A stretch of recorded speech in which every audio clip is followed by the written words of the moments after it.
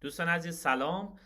با بررسی بازار از نگاه عرضه و تقاضا در خدمتتون هستم. امروز یک شنبه 29 بهمن ماست و ببینیم که شرایط بازار در این هفته و هفته گذشته چطور بود و چطور پیش خواهد رفت. خب طلا رو اول بررسی بکنیم. طلا همونطور که میبینید توی این محدوده رنجی که از قبل مشخص کرده بودیم همچنان داره بازی میکنه، اما یه تفاوتی که ایجاد کرد با هفته گذشته، بالاخره به این زونی که این پایین یعنی 1986 مشخص کرده بودیم بالاخره واکنش نشون داد به هر دوی این زون ها و ما در واقع مشخص کرده بودیم از قبل. حالا من این زون در واقع دومیه که قبلا اومده بودم و بالاتر از این زون اینجا رو مشخص کرده بودم پاکش میکنم. این به این زون دقیقاً به 1985 خورده، حالا ما 86 در نظر گرفته بودیم، واکنش نشون داد. انتظارم اینه به اینجاها که برسه، چون میانه راهیم. حالا در واقع دوستانی که عرضه و تقاضا کار میکنن، این امتیازی که ما اینجا میتونیم بهش بدیم، چون در واقع میانه مسیر هستیم و توی یک محدوده رنج هست، ترجیحمون اینه که تا اینجاها یعنی ریوارد دو رو ازش بگیریم، خروجمون رو انجام بدیم. البته تا اینجای کار ریوارد یک رو به من داده و قاعدتا اینه که درستش اینه که در واقع من سر به سرش بکنم، یعنی ریسک فریش بکنم که ریسک دیگه رو شامل حالم نکنه. پس من برای طلا انتظار دارم یه مقدار دیگه بیاد بالاتر و همچنان سلر باشم. ترجیح همینه، همچنان در طلا سلر باشم، فروشنده باشم، که احتمال اینکه فروشنده های قوی باز وارد بشن خیلی زیاده. این محدودهای مناسبی برای اینکه من یک محدوده پیدا بکنم نیست، ولی خب با کمی در واقع ارفاق من شاید میتونم این محدوده رو مشخص بکنم. اجازه بدید من رنگ این زون رو تغییرش بدم به رنگ سفید. بسیار خوب، من میتونم این زون رو، حالا اینجا باید برم در تایم های پایین تر و زون رو خورده مناسب ترش بکنم و بهتر تشخیصش بدم که میشه اینجا. حالا خیلی هم گفتم زون خوبی نیست، با کمی ارفاق میتونم این زون رو در نظر بگیرم، چون رالی بیس دراپ بوده. اینجا رو میتونم در نظر بگیرم که به این محدوده برسه من دوباره یک فروش دیگه رو انجام میدم، چه بسا که زون بالا همچنان دست نخورده است، یعنی اگر اینجا رو استاپ بزنه دوباره توی این محدوده من ورودم رو انجام میدم و دوباره شورت میگیرم از بازار. پس این میشه وضعیت طلا. همچنان من نظرم روی نزول هست. بریم یورو رو نگاه بکنیم شرایطش به چه صورت هست روزانه. بذارید من این خطایی که برای کلاس کشیدم رو پاک بکنم. خیلی خوب، توی 4 ساعته گویا ابتدا من هفته گذشته اینجا رو یک زون تعریف کرده بودم. این زون اومده ریوارد در واقع 2 بار هم 3 بار واکنش نشون داده، ریوارد 1.5 رو به من داده و بعدش شکسته شده. پس این زون دیگه کارش تمومه. این البته در تایم های پایین برای کلاس بوده، اما یه زون دیگه رو من در تایم روزانه مثل اینکه مشخص کردم. بله، در تایم روزانه اینجا مشخص کرده بودم که بالاخره به این زون رسیده. ریوارد 1 رو هم تا اینجا، چه بسا 1 بیشتر هم تا اینجای کار به من داده و من انتظار دارم یه مقدار دیگه بره بالا و قدرت بیشتری بگیره برای ریزش. پس این زون رو من دیگه پاکش میکنم، چون این زون دیگه تکراری شد، 3 بار واکنش نشون داد و من سودم رو قاعدتا باید ازش گرفته باشم. اما اینجا حالا ببینید تا کجا میتونه بره. مثل طلا که تا یه محدوده رو براش مشخص کردم، اینم هم این محدوده میتونه مناسب باشه. ببین این محدوده که من کاملش رو رسم بکنم، همه اینا میشه محدوده بیس. هم این محدوده هست، همین که این محدوده مناسبیه. هر دو محدوده های مناسبی هن. اینجا تفاوتش اینه که 1 بار واکنش نشون داده، ولی خب به در واقع پراکسیمال واکنش نشون داده، ولی اینجا اولین محدوده است. من به اینجا برسه دوباره شورت میگیرم، استاپ بخوره دوباره میام اینجا هم شورت میگیرم. پس این سناریویی که برای یورو من در پیش دارم برای این هفته و معاملات این هفته. روزانه‌اش رو یه بار دیگه نگاه بکنیم.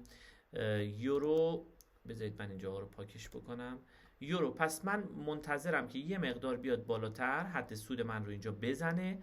در نهایت من میام اینجا ریسک فریش میکنم، حد سود من رو بزنه، یک شورت دیگه ازش بگیرم و باز هم انتظار دارم بیاد پایین تر تا این محدودا. پس یورو هم من سلرم. بریم باز پوند رو یه نگاهی بهش بندازیم. تایم فریم روزانه توی تایم فریم روزانه پوند، حالا من کار ندارم این محدودهایی که مشخص کردیم الان میریم تو تایم‌های پایین‌تر می‌بینیم، اما به هیچ کدوم از محدوده‌های بالا و پایین ما نرسیده. پس ما همچنان روی پوند استاپیم و نمیتونیم معاملاتی رو انجام بدیم، معاملاتی رو باز نکردیم. اما توی تایم های فکر میکنم پایین تر، بله توی تایم 4 ساعته اینجا یه زون تعریف کردیم که دقیقاً به این زون واکنشش رو نشون داده و ریوارد 2.5 رو تقریبا به من داده.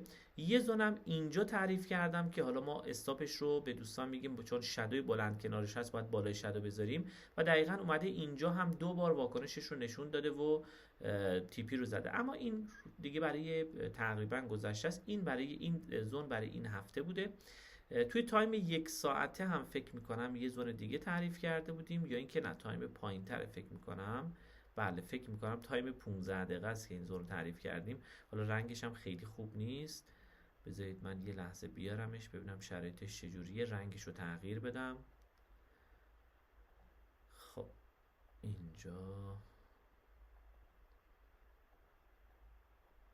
رنگش رو سفید میکنم با خط میانی زرد، ببینم برای تایم 15 دقیقه است من اینو پیدا کردم. بله برای تایم 15 دقیقه است که من این رو پیدا کردم. ببینیم که اصلا واکنش داشته یا اینکه ما این هفته که دیگه البته گذشته دیگه نمیتونیم کاریش بکنیم. اینجا اومده یه نیمچه واکنشی نشون داده ولی قاعدتا استاپ من رو میزده. پس تایم 15 دقیقه البته اینجا خیلی نزدیک شده، اینو دیگه ما برخورد رو در نظر میگرفتیم، ولی با این حال اینجا دیگه اگر نگرفته بود اینجا دیگه اومده استاپ رو زده و تمام. اما این زون پایین تر که زون 4 ساعته ما بود اینجا اومده و حد سود من رو هم زده و ریوارد 2 رو هم به 2.5 رو هم تقریبا به من داده. پس این همیشه از پوند در تایم 4 ساعته. بریم در واقع ارز بعدی آیودی رو یه نگاهی بهش بندازیم. این خطایی که می‌بینید همش برای کلاس من باید دونه دونه پاک بکنم، این محدوده های بنفش رو هم پاک بکنم که خیلی شلوغی توی نمودار نباشه. بسیار خوب. خب ابتدا تایم روزانه‌اش رو یه نگاهی بهش بندازیم. تایم روزانه زونی که مشخص کردیم دقیقاً اومد اینجا یک ریوارد 1 رو بهمون داد، دوباره اومد به همین زون واکنش نشون داد، تا همین جای کار هم دوباره یک ریوارد 1 رو به من داده. این زون بسیار مهمیه. حالا برای اینکه بخواد بیاد پایین‌تر من فکر میکنم که اینجا یه خورده این قیمت باید بیاد بالاتر و زونهای بالاتر رو باید تاچ بکنه و بعدش ریزش بکنه. این زون هست اما زون خیلی قوی نیست. بریم تو تایم پایین‌تر ببینیم که آیا زون قوی هست یا نه. ببین تو تایم 4 ساعته این زون خیلی زون خوبیه. پس من انتظار دارم که اگر به این زون برسه یه زون خیلی عالیه و در نهایت واکنش خیلی خوب هم میتونه داشته باشه. پس فعلا روی آیودی هم من سلرم، روی این محدوده‌ای که الان مشخصش کردم. برم ارز CHF رو یه نگاهی بهش بندازم. تایم فریم روزانه ابتدا. خب به زونی که در تایم فریم روزانه مشخص کردیم بالاخره رسید، واکنشش رو نشون داد. این زون که دیگه فیل شد، در واقع شکسته شده بود، فیل شده. اینجا هم که دیگه فیل شده دیگه کاری باهاش ندارم، حد سودامون رو گرفتیم. اینجا هم واکنشاش رو نشون داده پس دیگه من کاری باهاش ندارم، ولی خب این زون رو نگه میدارم چون مهمه برام. پس اینجا رسیده، الان واکنشش رو نشون داده، تا اینجای کار ریوارد تقریبا 1 چه بسا کمی بیشتر رو به من داده، اما من همچنان بیشتر باش هستم و در صورتی که من توی یورو، پوند و عرض به خدمتون آیودی سلرم، اینجا باید من خریدار باشم، بایر باید باشم. پس بریم تایم فریم 4 ساعتش هم یه نگاهی بهش بندازیم که محدوده داریم. ببین این محدوده مناسبی نیست، چون یک در واقع ناحیه عرض به خدمتتون که یه ناحیه تعادله، من ترجیح میدم پایین محدوده تعادلم یک زون رو پیدا بکنم و این زون بسیار مهمیه. میتونم اینجا رو تیپی بذارم و اینجا دوباره خریدار باشم. پس CHF رو هم مد نظر داشته باشید که این هفته احتمالاً معاملات خوبی میتونیم روش داشته باشیم. روی ین ژاپن عذرخواهی میکنم، ین ژاپن بریم روزانش که فکر میکنم اینو 4 ساعته من پیدا کردم، به همین محدودات داره واکنش نشون میده و باید ببینیم که شرایطش چیه. یعنی هیچ کدوم قاعدتا استاپ رو نزده، اومده به دیستال زون اول که در تایم فریم 4 ساعته هستش. بذار من دقیقش رو بهتون بگم که 4 ساعته هست یا نه. بله، زون 4 ساعت است. قشنگ به دیستالش واکنش نشون داده و این زون کاملا دیگه منقضی شده است. یعنی دیگه اوردری رو من نمیتونم روش پیدا بکنم و نباید هم روش پیدا بکنم. پس به همین خاطر فعلا برای ین منتظر زون بالایی هستم و زون دیگه هم توی تایم فریم 4 ساعته حداقل من پیدا نمی کنم، مگر این زون های بالاتر که بخوام ازش شورت بگیرم. پس اینم میشه از ین که فعلا دیگه کاری باهاش ندارم. بریم NZD رو هم یه نگاه بکنیم. تایم فریم روزانه ابتدا.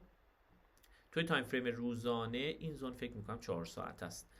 توی 4 ساعته مطمئن بشیم زون 4 ساعت است. بله، زون 4 ساعت است. توی 4 ساعته قشنگ واکنش های زیبایی رو نشون داده و این 1 بار، این 2 بار و اینم 3 بار اومده و حد سود رو تاچ کرده. قاعدتا شما باید اوردرات رو میگرفتین. البته ما قوانینمون به اون اجازه میده که 2 بار روی یک زون معامله رو باز بکنیم. این زون همچنان فرش مونده، نزدیک شده ولی اوردر رو نگرفته. میتونیم اینجا رو بذاریم، ولی وقتی که 3 بار اومده اینجا واکنش نشون داده نزدیک شده، احتمالی که برخورد بکنه و واکنش نشون بده یه خورده کمتر میشه.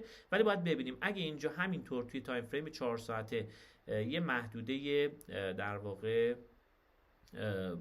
تعادل باقی بمونه، ممکنه که یه شارپ بیاد این بالا رو بزنه و بیاد پایین‌تر. پس من اینجا رو یه اوردر میذارم، همچنان بهش پایبندم. به این اوردری که اینجا گذاشتم فعلا هم اوردر دیگه رو مد نظر ندارم برای NZD. برای کد هم یه نگاهی بهش بندازیم.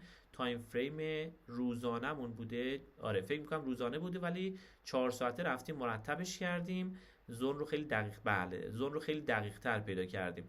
چقدر قشنگ اینجا یه واکنش نشون داده. این دومین واکنش هم که به این زون بوده. پس دیگه این زون تموم شد چون به دیستالش رسیده و من انتظار دارم اگر اومد به پایین به این محدوده رسید اینجا دیگه من لانگ ازش بگیرم. پس دیگه این هم کاری باهاش ندارم. بریم ارز بعدی. فکر میکنم باید نفت باشه. بله نفته. نفت این زونی که براش تعریف کردیم که اصلا محل بهش نذاشت و خیلی راحت اومد این زون رو شکست. نفت دیگه، نفت خبر محوره و کاری باهاش نداریم دیگه. فعلا هم محدوده دیگه توی تایم 4 ساعته من نمیبینم که براش رسم بکنم. توی تایم روزانه هم همچنان همین زون بالایی که از قبل تعریف کرده بودم زون مناسبیه، چون زون به در واقع میدلاینش هم حتی نرسیده و بعد از اونم زون بالایی هست. چون خبر محوره من تحلیل خبری ندارم روش و نمیدونم که شرایط مثلا نمیدونم دنیا و اقتصاد و اینا میخواد به کدوم سمت بره که آیا میتونیم روی طلا بر اساس اون معامله بکنیم. من تکنیکال رو در نهایت میتونم یه نگاهی بهش بندازم. به همین خاطر روی نفت فعلا همین دو زونی که تعریف کردیم همچنان معتبر و دیگه کاری با محدودهای دیگه ندارم. بریم داو جونز هم یه نگاهی بهش بندازیم. البته داو جونز رو من تایم فریم پایین معامله میکنم. تایم فریم های بالا و اینها معمولا حتی تحلیلش هم نمی‌کنم چون سقف‌های تاریخیش زده و اینجا این محدوده داره خیلی ضعیف میشه. من انتظار دارم که ریزش داشته باشه و این ریزش در تایم روزانه چه بسا تا اینجا باید باشه. حالا این میتونه یک ریزش بسیار تند باشه بر اساس مثلا رکودهای اقتصادی، اینجا یهو ریزش‌هایی رو داشته باشه، ولی من انتظار دارم به اینجا برسه، اینجا یه واکنش رو تا این محدوده داشته باشیم دوباره بخواد ریزش بکنه. الان زمان به نظر من ریزش در واقع داو جونز هست و در نهایت ببینیم که حالا شرایطش چی میشه، چون من اقتصادیش رو نمیگم، فقط تکنیکالیش رو دارم میگم که محدوده مناسب کجا هست و در نهایت روی اون میتونیم معاملات رو باز بکنیم.